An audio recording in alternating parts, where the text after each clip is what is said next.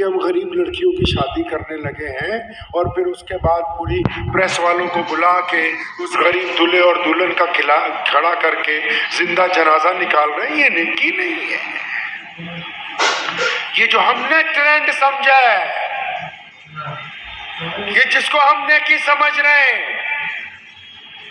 اگر کسی کو کھانا کھلایا اور 200 آدمیوں کو بتایا، یہ نیکی نہیں. کسی ننگے کو کپڑے پہنائے اور 200 لوگوں کو بتایا، یہ نیکی نہیں.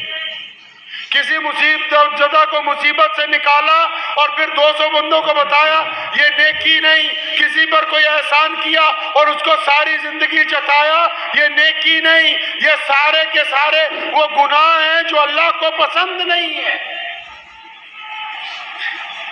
کچھ اپنے لیے تو بچا کے رکھنا ہوگا، کچھ چیزیں ایسی تو ہو کہ جو صرف ہمارے لیے ہو.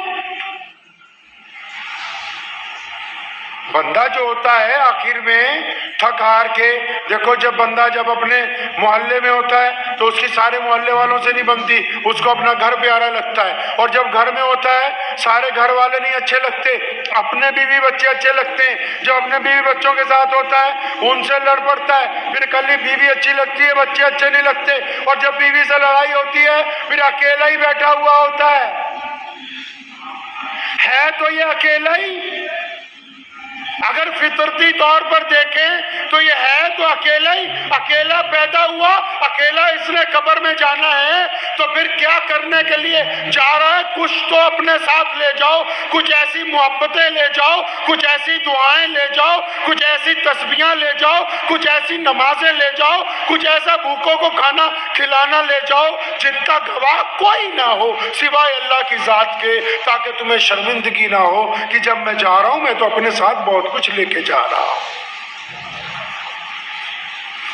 امام زین العابدین رحمت اللہ علیہ کے انتقال کے بعد پتہ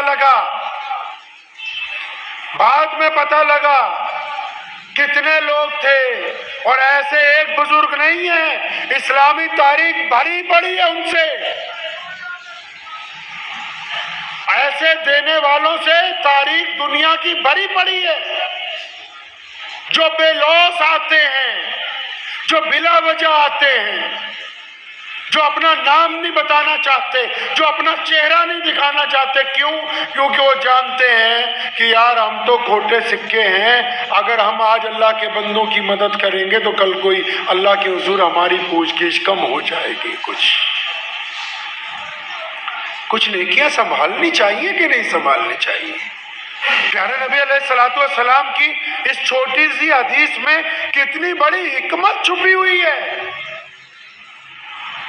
2 حکمتیں چھپی ہیں. فرمایا دائیں ہاتھ سے دینا، بائیں کو نہ پتہ لگے. کیوں؟ تاکہ جب تم دو تو جس کو دو اس کو شرمندگی نہ ہو،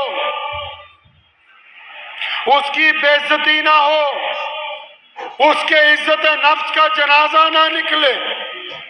اور دوسرا، آپ کا دینا اللہ کے حضور قبول ہو جائے، دنیا والوں کو اس کی کوئی خبر لگ ہی نہ پائے.